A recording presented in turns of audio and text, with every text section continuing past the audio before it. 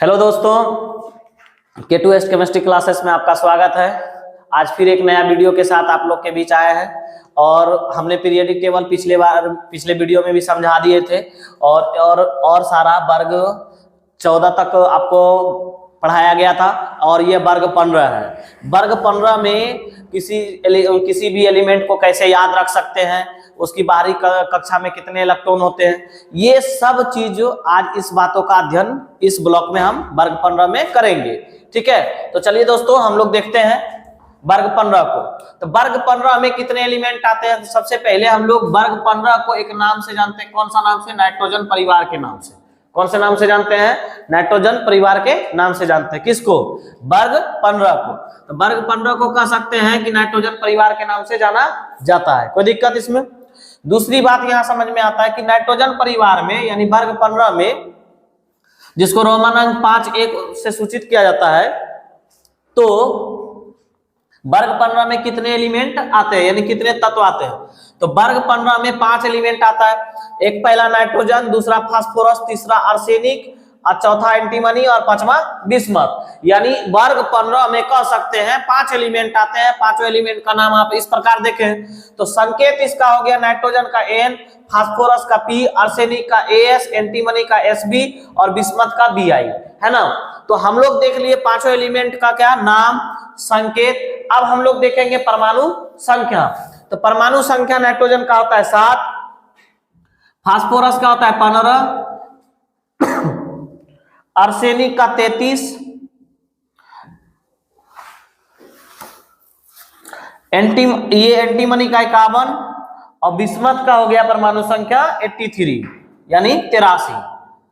तो इस प्रकार से हम लोग देख लिए कि नाइट्रोजन का परमाणु संख्या हो गया 7, फास्फोरस का परमाणु संख्या 15, आर्सेनिक का परमाणु संख्या 33, एंटीमनी का परमाणु संख्या 51 और बिस्मथ का परमाणु संख्या 83। कोई दिक्कत?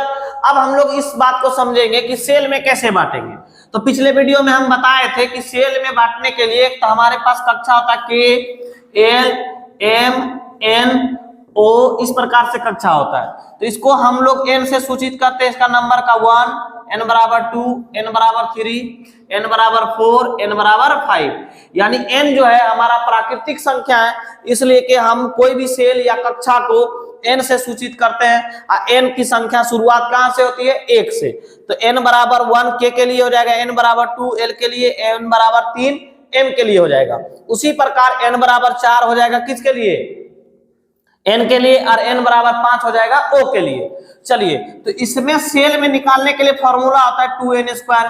तो 2n² को 2 गुना इसका निकाल लीजिए 1 का स्क्वायर, तो कितना हो जाएगा? 2 गुना 1 का स्क्वायर 1, तो 1 लिख दीजिए। 2 गुना 1 तो कितना इलेक्ट्रॉन हो जाएगा? 2 इलेक्ट्रॉन। उसी प्रकार से आप लिख दीजिए यहाँ पे 2n² तो 2 गुना 2 का स्क्वायर हो जाएगा कितना? बोलिए। तो 2 गुना 2 दूनी 4 बराबर कितना इलेक्ट्रॉन हो जाएगा? 8 इलेक्ट्रॉन हो जाएगा।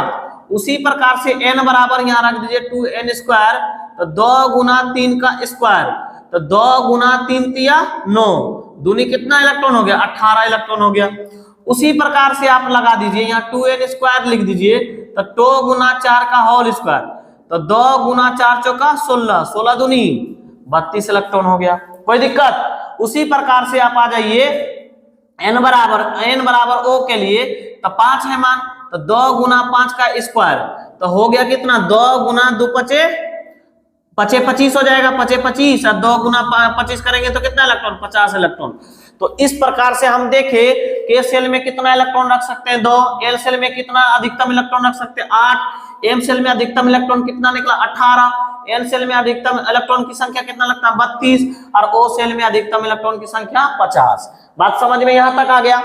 फिर आप एक बात समझते हैं कि अष्टक साहब ने एक नियम दिए थे। अष्टक साहब एक नियम दिए थे, क्या? कि अस्थायित्व का नियम, है ना। तो हमने कल भी आपको पिछला वीडियो में भी बताए थे कि आपको कोई भी अगर अष्टक का नियम इसलिए पालन कोई भी तत्व करना चाहता है क्योंकि कोई भी तत्व चाहता है कि वह अस्थायित्व को प्राप्त करे, यानी अपना स्थान को सही तरह से ग्रहण कर ले। और कोई भी एलिमेंट अपना स्थान ग्रहण करने के लिए वह अष्टक का नियम पालन करेगा ताकि उसे ज्यादा भटकना ना पड़े। तो अष्टक का नियम में कहते हैं कि पहला सेल K, दूसरा सेल L, तीसरा M, चौथा N और पांचवा क्या हो जाएगा O। फिर आगे O के बाद P भी बढ़ा सकते हैं, आगे जितना जाना चाहिएगा, अनफिनिट सेल होता है, कोई दिक्कत। अब यहां देखिए हम क्या बताए थे कि इसमें 2 और इसमें 8 ये नेसेसरी है। अब यहां पे देखिए कि पहला हो जाएगा 2 18, 18 अगर नहीं पुराएगा तो कितना पुराएगा 8 अष्टक के लिए। फिर इसमें आएगा 32, 32 अगर नहीं कोरम पुरता है तो 18, 18 का भी कोरम अगर नहीं पुरे अष्टक के अनुसार तो ये 8 पुराएगा आपका, क्योंकि अंतिम अस्थाई होने के लिए 8 इलेक्ट्रॉन होना अनिवार्य है। अगर 8 इलेक्ट्रॉन नहीं होगा तो कभी भी अस्थाई होने का चांस नहीं है। अब N के बाद आइए O में, तो यहाँ पे आ जाइए 50, 50 में से 50 इलेक्ट्रॉन, 50 अगर नहीं पुराएगा तो 32, अगर 32 भी नहीं पुराया तो 18, 18 भी अगर नहीं मिला अस्थाई होने के लिए तो आप कम से कम कितना पुराना कोशिश करेगा 8।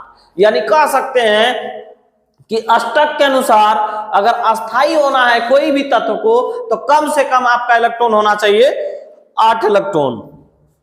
अगर 8 इलेक्ट्रॉन बाहरी कक्षा में रहेगा तो वो अस्थाई होगा, अन्यथा वो अस्थाई नहीं होगा। तो और बताए थे कि कोई भी तत्व का आयन 2 प्रकार से होते हैं। कितने प्रकार से होते हैं 2, एक धन आयन एक ऋण आयन, ये बताए थे। धन आयन में क्या बताया, कोई भी तत्व अपना इलेक्ट्रॉन आसानी से त्याग करके वह धन आयन बनने की प्रवृत्ति रखता है ना। अगर वो दूसरा पॉइंट में हम क्या बताए, कोई भी तत्व अपना इलेक्ट्रॉन को ग्रहण करके यानी किसी दूसरे तत्व से इलेक्ट्रॉन को ग्रहण करेगा और ग्रहण करके क्या करेगा, वह ऋण आयन बनने की प्रवृत्ति रखेगा। ठीक है, तो कंडीशन 2 हो गया। तो सबसे पहले हम लोग ये देखते हैं कि पॉइंट 1 देख लिए नाम, दूसरा क्या देख लिए संकेत, तीसरा क्या देख लिए परमाणु संख्या, चौथा पॉइंट में हम लोग आते हैं तो सेल में समझते हैं। तो हमने इस बिंदु को पहले समझा दिया, इस बिंदु को ही आधार पर रख के हम इसको बनाएंगे।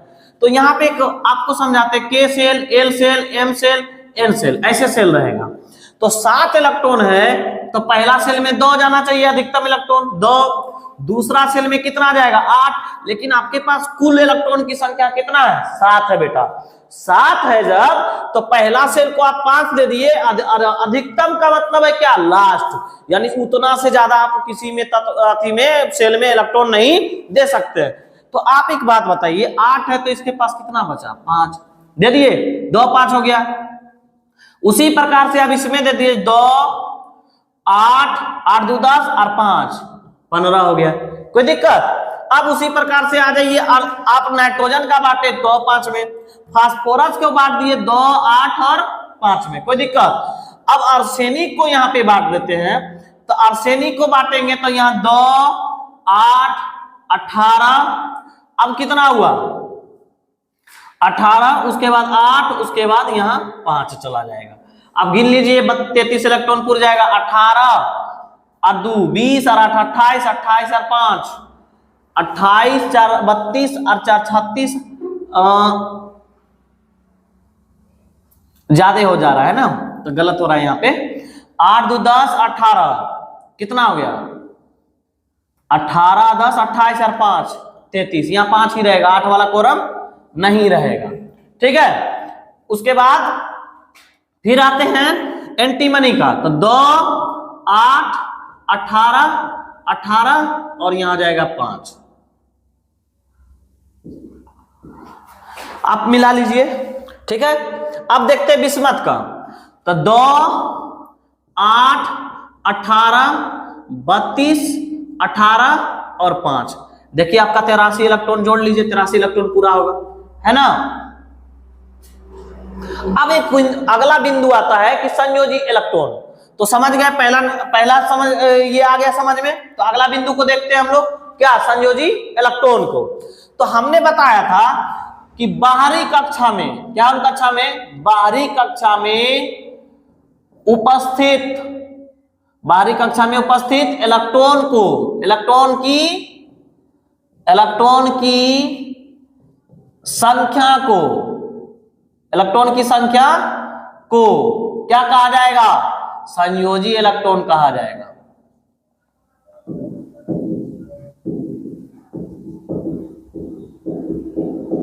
बात समझ में आ गया। कि यानी बाहरी कक्षा में उपस्थित इलेक्ट्रॉन की संख्या को क्या कहेंगे, संयोजी इलेक्ट्रॉन कहेंगे। बात आपको पूरी तरह से समझ में आ गया होगा मेरा कि हम कहना क्या चाह रहे हैं और इस एलिमेंट में निकालना क्या चाह रहा है। यानी कह सकते हैं बाहरी कक्षा में उपस्थित इलेक्ट्रॉन की संख्या संयोजी इलेक्ट्रॉन कहलाएगा। तो जिस तत्व का बाहरी कक्षा में जितना इलेक्ट्रॉन होगा, चाहे वह 3 हो, 4 हो, 5 हो, 6 हो, 7 हो या 8 हो, ये सारा का सारा क्या कहलाएगा बेटा, सारा का सारा संयोजी इलेक्ट्रॉन कहलाएगा। ये सब कभी कभी ग्रुप डी वाला में क्वेश्चन पूछता है ना। फिर रेलवे का आपका रेल ड्राइवर का एग्जाम में पूछता है, फिर आप एनटीपीसी का एग्जाम दीजिएगा उसमें पूछेगा। आपका अगर बेसिक जितना अच्छा केमिस्ट्री रहेगा, आप जाके उतना ही अच्छा आप आगे का एग्जाम में कर सकते हैं। अगर जिंदगी में अगर नौकरी लेना है, अगर कुछ करना है, तो सबसे पहले आप इतना जान लीजिए, जीवन में 4 साल, कितना साल, 4 साल, यानी 9, 10, 11, 12, ये 4 साल बेसिक किसी भी हाल में बहुत अच्छी तरीके से अध्ययन कीजिए, ताकि आने वाला जो समय है, ग्रेजुएशन जब कीजिएगा आप, चाहे कोई भी ऑनर्स से कीजिए आप, है ना, चाहे वो केमिस्ट्री से ही क्यों नहीं कीजिए, चाहे फिजिक्स से कीजिए, मैथ से कीजिए, उसको करके आप चाहे कोई भी विभाग में नौकरी में जाइएगा, तो आपका साइंस बहुत बड़ा योगदान रखता है। तो योगदान अगर आपको सही तरीके से रखना है, तो सबसे पहले साइंस को अच्छी तरह समझिए, पढ़िए और हर एक एग्जाम में उसको देखने का काम कीजिए, ताकि आपको अच्छा से अच्छा मार्क्स लाइए। और मार्क्स जब आएगा तभी तो आपका सर्विस होगा, क्योंकि आज आपको पता है कि आज के डेट में नौकरी लेना कितना कठिन है। तो नौकरी लेना उसी के लिए कठिन है जो नहीं पढ़ता है, पढ़ने वाले के लिए कठिन कभी ना था और ना रहेगा। क्योंकि आने वाला समय में देखते हैं, जो पढ़ने वाला रहता है एक नौकरी छोड़ता है दूसरा लेता है, क्यों? क्योंकि उसके पास टैलेंट आ जाता है, और टैलेंट जिसके पास है वो किसी का मोहताज नहीं है। क्योंकि मोहताज वो होते हैं जिनके किस्मत नहीं अधूरे होते, बल्कि वो उनके कर्म अधूरे होते।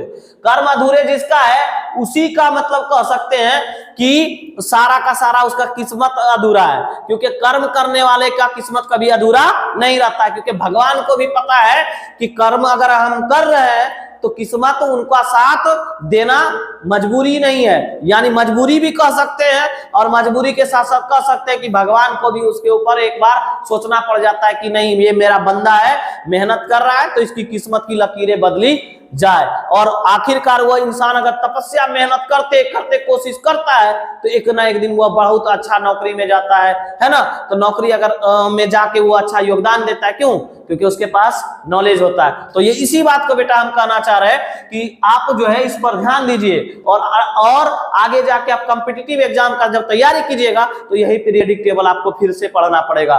तो आज अगर इस समय आप इसको ध्यान से नहीं पढ़ते हैं, तो कल यही समय आपको वहां बदला लेगी।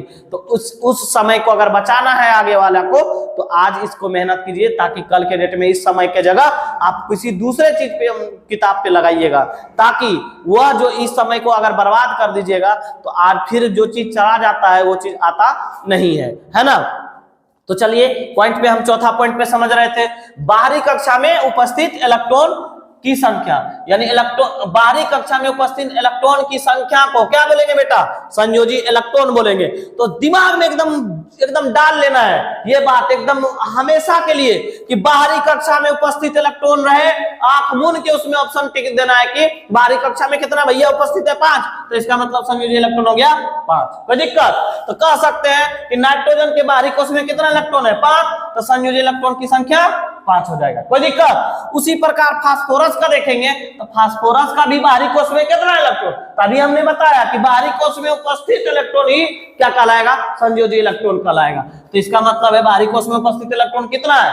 5 है, तो संयोजी इलेक्ट्रॉन भी कितना कहलाएगा? 5 कहलाएगा, देख कि नहीं? ऑटोमेटिक कहलाएगा।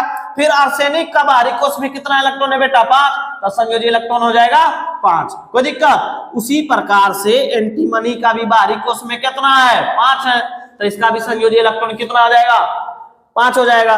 फिर उसी प्रकार आ जाइए बिस्मथ में, बिस्मथ का बाहरी कोश में कितना इलेक्ट्रॉन? 5, तो इसका भी संयोजी इलेक्ट्रॉन कितना हो जाएगा? 5 नहीं होगा? एकदम होगा। कोई दिक्कत? तो जिस सेल के बाहरी कोश में जितना इलेक्ट्रॉन होगा, वह उसका क्या कहलाएगा? संयोजी इलेक्ट्रॉन कहलाएगा। बात समझ में आ गया? अब आते हैं याद करने का तरीका। तो अगला बिंदु क्या है? याद करने का तरीका। तो याद करने का तरीका बहुत सरल है और आप बहुत आसानी से भी इसको याद रख सकते हैं। बात समझे कि नहीं? तो याद करने का तरीका बहुत सरल क्या है, नाना पाटेकर ऐश्वर्या सबके बीच। अब इसको याद करने का सबसे आसान तरीका समझ में आ गया कि नाना पाटेकर ऐश्वर्या सबके बीच, यानी वर्ग अगर 15 की बात करें एकदम दिमाग में ठोक लीजिए कि हमको ना याद रखना है क्या, नाना पाटेकर ऐश्वर्या सबके बीच, है ना। नाना मतलब नाना का मतलब हो गया नाइट्रोजन, पाटेकर का मतलब हो गया फास्फोरस, और ऐश्वर्या का मतलब हो गया आर्सेनिक, है ना। सबके बीच मतलब एंटीमनी, और बीच का मतलब हो गया क्या, बिस्मथ। कोई दिक्कत? समझ में आ गया? फिर से एक बार रिपीट कर लेते हैं, नाना पाटेकर ऐश्वर्या सबके बीच, यानी वर्ग 15 को याद रखना है तो आप दिमाग में ठोक लीजिए क्या, नाना पाटेकर ऐश्वर्या सबके बीच। तो नाना से एन, नाना हो गया नाइट्रोजन, पाटेकर का हो गया फास्फोरस, ऐश्वर्या का हो गया आर्सेनिक, सबके बीच का हो गया एंटी, सबके मतलब हो गया एंटीमनी, अब बिस्मथ का बीच का मतलब हो गया बिस्मथ। क्लियर है पॉइंट? अब आगे पॉइंट में देखते हैं संयोजकता।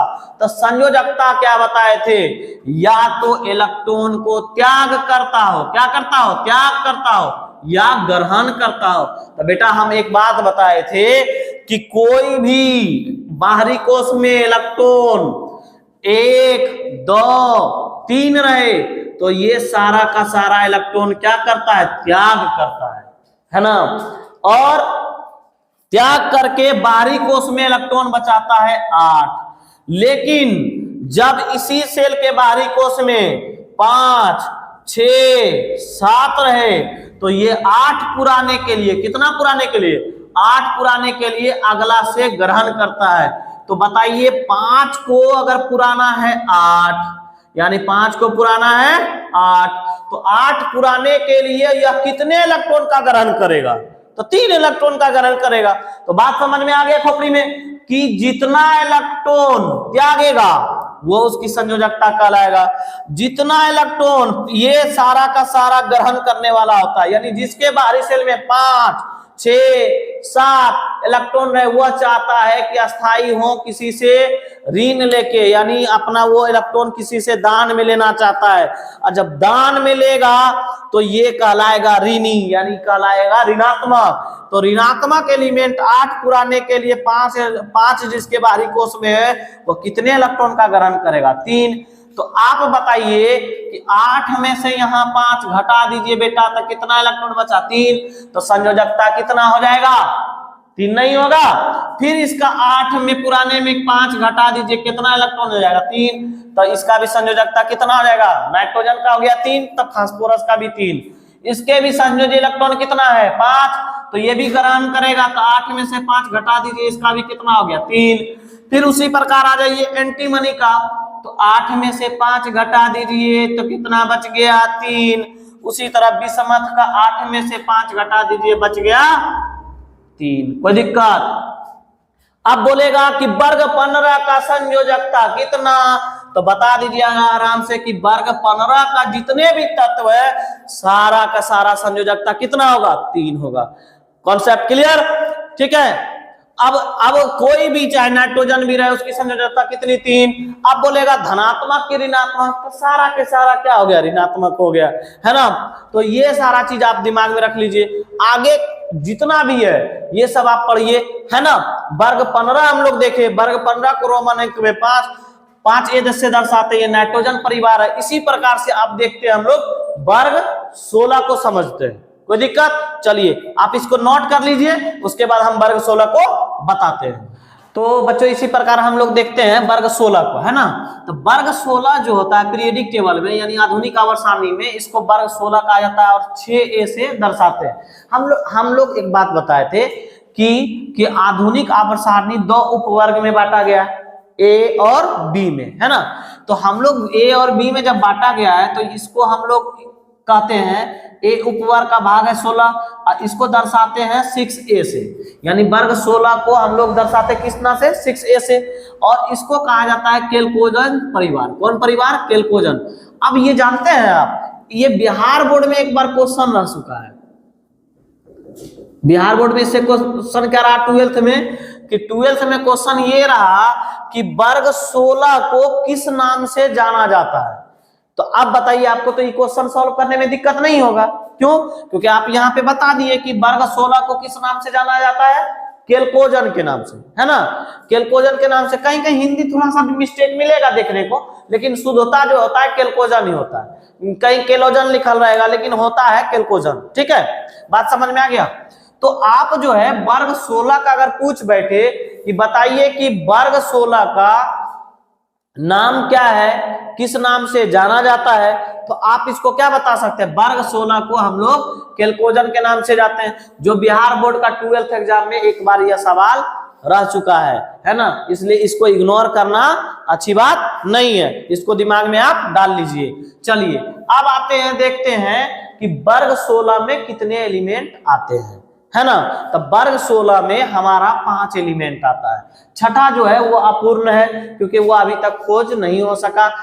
आधुनिक आवर्त सारणी में मोसले साहब क्या किए, वह आवर्त को दे के गए, लेकिन अभी तक पूरी रूप से खोज नहीं हो जाने के कारण उसका नामांकन नहीं किया गया है। तो इस वर्ग में भी 5 ही एलिमेंट है। तो पहला एलिमेंट का नाम यानी तत्व का नाम है ऑक्सीजन।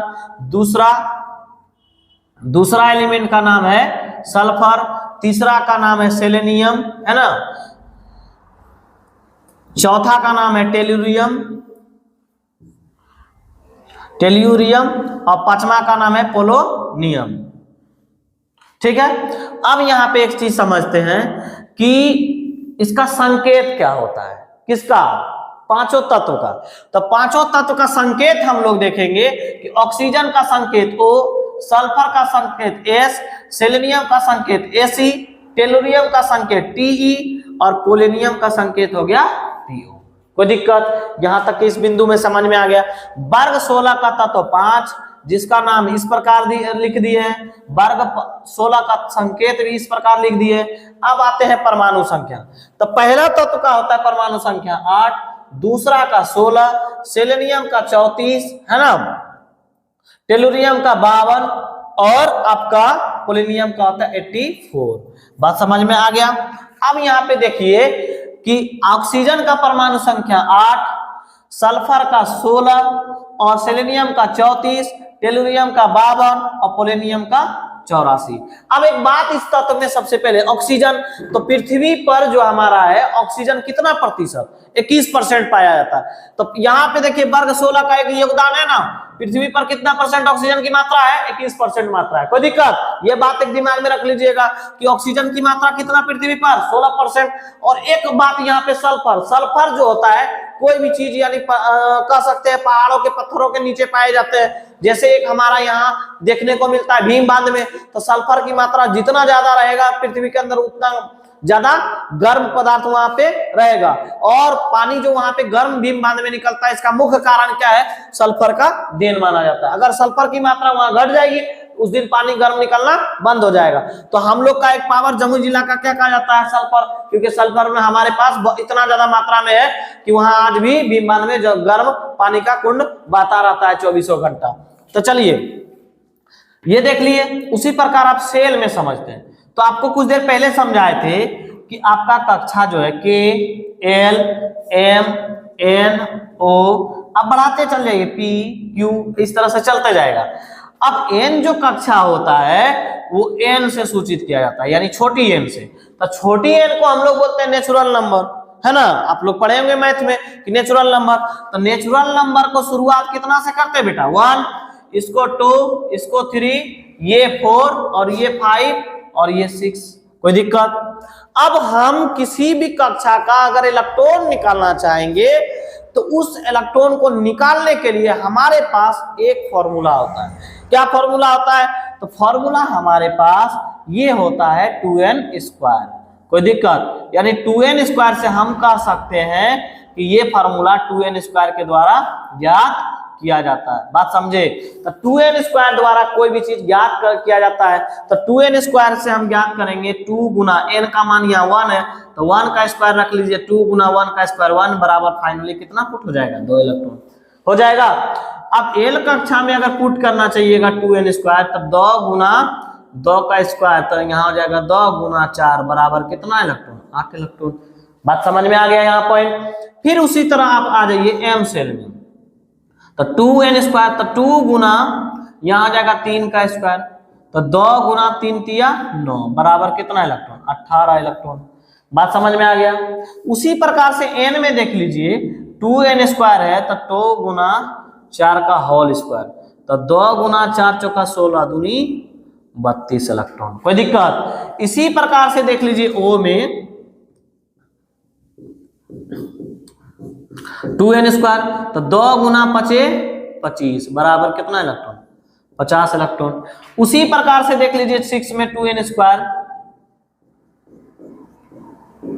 2 का 36, 36 दूनी 72 इलेक्ट्रॉन। अब इस बात को आपको कतई समझने में दिक्कत नहीं हुआ होगा। आप जैसे जैसे ऑर्बिट बढ़ेगा उस ऑर्बिट में इलेक्ट्रॉन की संख्या बढ़ते जाएगी। अब यहाँ पे हम एक बात बताए थे आपको, क्या बताए थे, अष्टक का नियम। अभी कुछ देर पहले आपको बताएंगे। तो पहला में 2 के सेल में, दूसरा में एल सेल में कितना 8, तीसरा में एम सेल में कितना 18, चौथा एन सेल में कितना निकला बेटा 32, और पांचवा ओ सेल में कितना 50, और पी सेल की भी बात कर लिए तो पी का सेल का भी देख लेते हैं 72। अब यहाँ पे एक बात समझिए बेटा कि ये 2 और 8 हमेशा हर सिचुएशन में काम करेगा, क्योंकि आपको अस्थाई होना है और अस्थाई होने के लिए ये 2 और 8 का नियम चलेगा ही चलेगा, कोई दिक्कत। अब ये 18 इलेक्ट्रॉन जो है हमारा, 18 इलेक्ट्रॉन कम से कम होना चाहिए। अगर 18 इलेक्ट्रॉन नहीं है तो आप ये बताओ कि 18 इलेक्ट्रॉन पूरा नहीं कर पा रहा है, तो आप कम से कम क्या करोगे, ये 8 इलेक्ट्रॉन को पूरा करने की कोशिश करेगा। कौन, एम सेल। एम सेल किसी भी कंडीशन में 18 अगर नहीं पूरा सकता है तो वह अस्थाई होने के लिए अष्टक के अनुसार कितना इलेक्ट्रॉन होना चाहिए, 8 इलेक्ट्रॉन होना चाहिए हर हाल में। अगर वो अस्थाई होना चाहता है तो, अगर नहीं होना चाहता है तब तो फिर जो बाहरी सेल में है इलेक्ट्रॉन वो रहेगा। लेकिन कोई भी तत्व क्या चाहता है, वो अस्थाई होना चाहता है, और अस्थाई होने के लिए अधिकतम इलेक्ट्रॉन की संख्या कितना होना चाहिए, 8 इलेक्ट्रॉन, क्योंकि अक्रिय गैस सारे के सारे अस्थाई होते हैं। और कोई भी तत्व चाहता है कि हम अक्रिय गैस की भांति कार्य करें, और अक्रिय गैस की भांति कार्य करना चाहेगा तो वह में कितना इलेक्ट्रॉन पूरा करेगा, 8 इलेक्ट्रॉन पूरा करेगा। कोई दिक्कत बेटा इसमें। अब चलिए यहां 32 में समझते हैं। 32 इलेक्ट्रॉन को पूरा करना है तो यहां पे देखो, समझो n जो है 32, तो इसमें कितना होना चाहिए 18, है ना 18, और 18 अगर नहीं पूरा हो सकता है तो कितना होना चाहिए 8। अब ये बताइए कि एन सेल में अधिकतम इलेक्ट्रॉन कितना होना चाहिए बेटा 32। अगर 32 नहीं पूरा पा रहा है तो कितना पुराएगा 18। अगर 18 भी वह काम नहीं करेगा तो कितना काम करेगा 8 काम करेगा। बात समझ में आ गया, कोई दिक्कत। एम सेल एन सेल समझ में आ गया होगा तो आगे बढ़े। आगे आपका कौन सा सेल है, ओ सेल। ओ सेल में कितना चाहिए इलेक्ट्रॉन 50। अगर 50 नहीं पूरा हो पा रहा है तो कितना पुराएगा 32। 32 अगर नहीं पूरा तो कितना पुराएगा 18। 18 भी नहीं पूरा तो कितना पुराएगा 8 इलेक्ट्रॉन पुराएगा। बात समझ में आ गया होगा बढ़िया से कि हर कंडीशन में ओ में 50, 32, 18, 8। कोई दिक्कत है इसको समझने में नहीं। चलिए इसी प्रकार देखते हैं हम लोग 72 इलेक्ट्रॉन। 72 में पुराना है 50। अगर 50 नहीं पूरा पा रहा है बेटा तो कितना पुराएगा 32, और 32 नहीं पूरा पाया तो 18, और 18 भी नहीं हुआ तो कम से कम कितना पुराना होगा 8।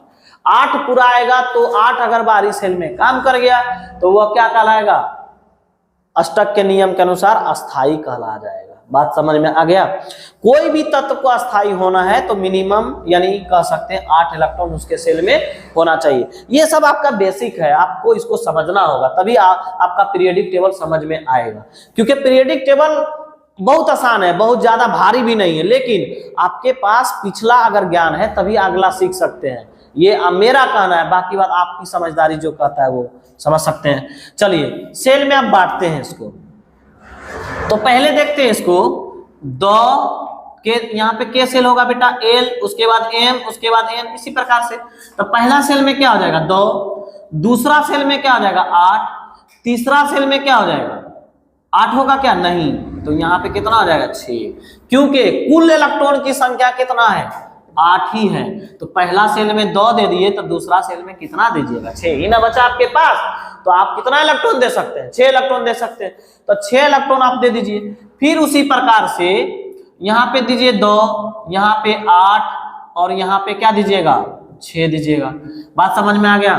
फिर इसी प्रकार से आप आ जाइए, सल्फर का जब बांट लिए तो आप देखते हैं सेलेनियम का, है ना, ऐसी। तो यहाँ 2, 8, 18, 6, अब देख जोड़ लीजिए, आपका देखिए पूरा आपका 34।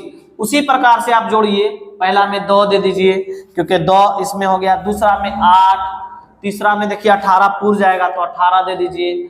आप 32 दीजिएगा तो 52 से ज्यादा हो जाएगा। तो 32 वाला कोरम जब नहीं काम करेगा तो कौन वाला काम कराना है बेटा, 18 वाला, 18 दे दिए। अब लास्ट में जो इलेक्ट्रॉन जो बचेगा वो सेल में वो फाइनली आपको देना पड़ेगा। तो कितना हो गया, 6। बात समझ में आ गया। उसी प्रकार से आप 84 को बांटिए, पहला सेल में 2, दूसरा में अधिकतम 8, तीसरा में अधिकतम 18, चौथा में अधिकतम 32 पूरा लेगा। फिर पांचवा में अगर अधिकतम 50 देते हैं तो ज्यादा हो जाएगा, तो 32 भी देते हैं तो ज्यादा हो जाएगा। तो कितना देना पड़ेगा आपको, 18 देना होगा। और अब बच गया कितना, कुल 6 इलेक्ट्रॉन बच गया। अब बात समझ में आया, अब घटा के देख लीजिए, ठीक है, ये हो गया। अब आते हैं हम लोग फिर से समझते हैं संयोजी इलेक्ट्रॉन। तो हमने क्या बताया कि बाहरी कोष में, कौन कोष में, बाहरी कोष, कोष को हम लोग क्या बोल सकते हैं, सेल भी बोल सकते हैं, कक्षा भी बोल सकते हैं, है ना। बाहरी कोष या सेल या कक्षा में उपस्थित इलेक्ट्रॉन, कौन, क्या बोले, उपस्थित इलेक्ट्रॉन की संख्या, की संख्या, इलेक्ट्रॉन की संख्या क्या कहलाएगा, इलेक्ट्रॉन की संख्या कहलाएगा संयोजी इलेक्ट्रॉन कहलाएगा। बात समझ में बराबर से आ गया, क्या कहला जाएगा, ये संयोजी इलेक्ट्रॉन कहला जाएगा। यानी कह सकते हैं कि बाहरी कोष में उपस्थित इलेक्ट्रॉन की संख्या ही हमारा क्या कहलाएगा, संयोजी इलेक्ट्रॉन कहलाएगा। इसके बाहरी कोष में कितना इलेक्ट्रॉन है, 6, तो इसका संयोजी इलेक्ट्रॉन फाइनली कितना हो जाएगा, 6। इसके बाहरी कोष में कितना इलेक्ट्रॉन है, 6, तो इसका भी संयोजी इलेक्ट्रॉन कितना हो जाएगा, 6 हो जाएगा। बात समझ में आ गया। इसका भी बाहरी कोष में कितना इलेक्ट्रॉन है, 6, तो संयोजी इलेक्ट्रॉन हो जाएगा 6। कोई दिक्कत। इसका भी बाहरी कोष में कितना इलेक्ट्रॉन है, 6, तो इसका भी हो जाएगा 6। अब इस तरह से फिर एक बार समझ लेते हैं। तो बाहरी कोष में ऑक्सीजन का बाहरी कोष में कितना इलेक्ट्रॉन है, 6, तो आपका संयोजी इलेक्ट्रॉन हो जाएगा 6। सल्फर के बाहरी कोष में कितना इलेक्ट्रॉन है, 6, तो इसका भी संयोजी इलेक्ट्रॉन हो जाएगा 6। उसी प्रकार देखते हैं सेलेनियम के बाहरी कोष में कितना इलेक्ट्रॉन है, 6 है, तो इसका भी संयोजी इलेक्ट्रॉन हो जाएगा 6 हो जाएगा। टेलुरियम का बाहरी कोष में कितना इलेक्ट्रॉन है, तो 6, तो इसका भी संयोजी इलेक्ट्रॉन हो जाएगा 6। बात समझ में आ गया। इसी प्रकार से आप देख लीजिए पोलेनियम का, तो पोलेनियम का बाहरी कोष में कितना इलेक्ट्रॉन है, 6, तो इसका भी संयोजी इलेक्ट्रॉन हो जाएगा 6। बात समझ में आ गया। अब देखिए याद करने का तरीका, क्या देखेंगे इसमें, याद करने का तरीका। अब बोलिए, याद करने का तरीका एकदम आसान है बेटा, ओल्ड स्टाइल से टी ओ। अब बोलो, याद करने में आसानी है, आराम से याद कर सकते हैं क्या, कि कैल्कोजन परिवार को आराम से वर्ग 16 को कैसे याद कर लेंगे, ओल्ड स्टाइल से टीपो, ओल्ड स्टाइल से टीपो, 2 4 5 बार बोलेंगे इसको, ओल्ड स्टाइल से टीपो, ओल्ड स्टाइल से टीपो।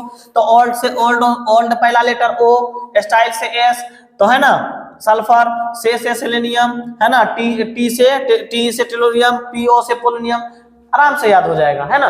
ओल्ड स्टाइल से टीपो यानी वर्ग 16 को याद करना है तो डायरेक्ट दिमाग में रखना है क्या, ओल्ड स्टाइल से टीपो, यानी वर्ग 16 का एलिमेंट किस आधार से नाम याद करेंगे, ओल्ड स्टाइल से टीपो। कोई दिक्कत, तो ये याद करने का आपका तरीका हो गया, ठीक है। अब आते हैं संयोजकता पे। तो हम क्या बताए कि यही ना बता रहे थे कि जो कोष के बाहरी सेल में अगर 1 2 3 इलेक्ट्रॉन रहे तो वह कहलाता है दानी इलेक्ट्रॉन, यानी दान देने का क्षमता होता है, तो वह कहलाएगा सारा का सारा धनायन। तो 1 2 3 ये त्याग करने वाला होता है, त्याग करने वाला इलेक्ट्रॉन कहलाता है धनायन, ठीक है। जब हम आपको रिएक्शन पढ़ाएंगे तो आपको उस समय ये बात बहुत जरूरी पड़ेगी, है ना। उसी प्रकार से आप देखिए 5 6 7 रहता है तो ये ग्रहण करता है, तो ग्रहण करने वाला कहता है ऋणायन। ठीक है। अब ये इलेक्ट्रॉन सारा के सारा 8 इलेक्ट्रॉन पूरा करेगा। 8 इलेक्ट्रॉन पूरा करने के लिए या जितना इलेक्ट्रॉन को ग्रहण करेगा वो सारा के सारा क्या कहलाएगा, उसका संयोजकता कहलाएगा। यानी अगर ये 6 8 पुराने के लिए 6 इलेक्ट्रॉन है और 2 इलेक्ट्रॉन और कितने इलेक्ट्रॉन जरूरत होगा, 2, तो आप कितना कह सकते हैं इसकी संयोजकता 2। तो 6 8 इलेक्ट्रॉन में से 6 घटा दीजिए तो कितना पुराने के लिए बच रहा है 2, तो हम कह सकते हैं ऑक्सीजन की संयोजकता कितना होगा 2 होगा। बात समझे। उसी प्रकार से 8 में से 6 चला जाएगा तो कितना बच जाएगा, इसमें भी हो जाएगा 2, किसका, सल्फर का। उसी तरह सेलेनियम के बाहरी कोश में 8 में से 6 जाएगा तो इसकी भी संयोजकता हो जाएगा 2। टेलुरियम का भी 8 में से 6 घटा दीजिए तो इसकी भी संयोजकता हो जाएगा 2।